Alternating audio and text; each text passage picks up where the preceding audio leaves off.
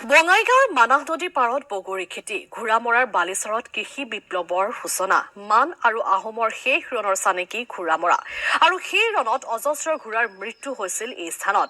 মানাহ নদীৰ পাৰৰ বালিচৰত এতিয়া উন্নত বগৰীৰ খেতি কৰিছে। উচ্চ শিক্ষিত একাংশ যুৱকে কৰিছে বগৰী খেতি। ৫০ৰ পৰা ৭০ হাজাৰলৈকে উপাৰ্জন কৰিছে এইসকল কৃষকে। আমি কিছু দৃশ্য দেখুৱাইছো। এয়া বগৰী খেতিৰে স্বাৱলম্বিতাৰ পথ বাছি লৈছে এইসকল কৃষকে। আৰু এই সন্দৰ্ভতে মকিবুল ইছলামে যুগুতৰ এক প্ৰতিবেদনো আছে, আমি সেই প্ৰতিবেদন আগবঢ়াইছো। এই মুহূৰ্তত মই উপস্থিত আছো বঙাইগাঁও জিলাৰ শ্ৰীগ্ৰাম সমষ্টিৰ অন্তৰ্গত মানাহ নদীৰ পাৰত। আৰু মানাহ নদীৰ পাৰত এক ঐতিহাসিক ঠাই বুলি ক'ব লাগিব ঘোঁৰামাৰা। আৰু ঘোঁৰামাৰা নদীৰ পাৰত কিন্তু তেওঁলোকে বগৰী খেত কৰিছে আৰু বগৰী খেত কৰি তেওঁলোকে স্বাৱলম্বী হৈছে। একাংশ স্থানীয় যুৱক আছে, তেওঁলোকে এনেদৰে বগৰী খেত কৰিছে, বিভিন্ন জাতৰ বগৰী কৰিছে। আৰু সেই খেতিয়কসকলৰ মন্তব্য আমি শুনাবলৈ চেষ্টা কৰিম। কওকচোন, কি কি খেতি কৰিছে? খেতি আমি বহুত কৰিছোঁ, বগৰী খেতি কৰিছোঁ, বেঙেনা খেতি কৰিছোঁ, টমাটো, তাৰপিছত আপোনাৰ আমি বিভিন্ন খেতি। বগৰী খেতি কৰি ১ বিঘা খেতি কৰোঁতে কিমান টকা খৰচ হয়? ১০,০০০ টকা মোটামুটি। হয়, পোৱা যায় কিমান? ধৰক ৪০-৫০। হয়, এনে তুমি কিহত পৰা? মই যোৱাবাৰ মানে BA পাছ কৰিছোঁ, বৰ্তমান মই মানে MA পঢ়ি আছোঁ। হয়, তাৰ পাছতো খেতি কৰি আছা? তাৰ পাছতো খেতি কৰি আছোঁ। ইয়াতে কিমান মানুহে খেতি কৰিছে এনেকুৱা বগৰী খেতি? খেতি কৰিছে মোটামুটি বগৰী ধৰক বেছি কৰা নাই, মোটামুটি ৪-৫ জনে কৰিছে। কিন্তু এনে লাভজনক ব্যৱসায় বুলি ক'ব লাগিব। না, লাভজনক এনে ভালেই আৰু ভাল হ'লে মোটামুটি ভালেই হয়। আৰু তোমালোকে কেইবছৰ ধৰি এই খেতি কৰি আছা? আমি ৮ বছৰ ধৰি কৰি আছোঁ।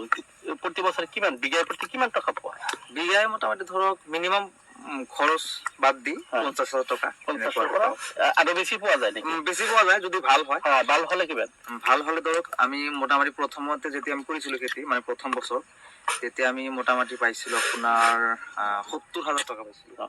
হয়, বছৰি কিন্তু তেওঁলোকে খৰচ বাদ দি তেওঁলোকে কিন্তু ৫০ৰ পৰা ৭০,০০০ টকা বিঘাই প্ৰতি খৰচ বাদে পায়। আৰু একাংশ স্থানীয় যুৱক আছে, কওকচোন কি ক'ব, চৰকাৰক কি আহ্বান জনাব? এই অঞ্চলৰ খেতিয়কসকলে কিন্তু খেতি কৰি আছে, কি ক'ব? হয়, বিশেষকৈ আমাৰ এই অঞ্চলৰ শিক্ষিত যুৱকসকলে যি উদ্যম লৈছে তাক আমি আন্তৰিকতাৰে ধন্যবাদ জনাইছোঁ। বিশেষকৈ আমি চাকৰিৰ পিছত লাগি নাথাকি দেশখনৰ বা ৰাজ্যখনৰ অৰ্থনৈতিক স্বাৱলম্বিতাৰ ক্ষেত্ৰত যদি আমি এনেদৰে খেতি পথাৰত লাগি যাওঁ, শিক্ষিত যুৱক চামে বা যুৱকসকলে, তেতিয়াহ'লে আমাৰ ৰাজ্যখনৰ কাৰণে ভাল এটা কি হ'ব? হয় হয়।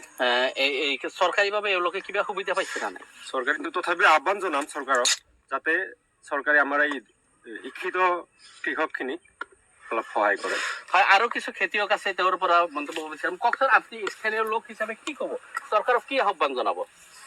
চৰকাৰক এটাই আহ্বান জনাম যে খেতিয়কসকলক অলপ সহায় কৰিলে ভাল আছিল। হয়, এনেইতো এই মানাহ নদীৰ পাৰত একেবাৰে বালিচৰত এনে খেতি কৰিছে, কেনেকুৱা লাগিছে?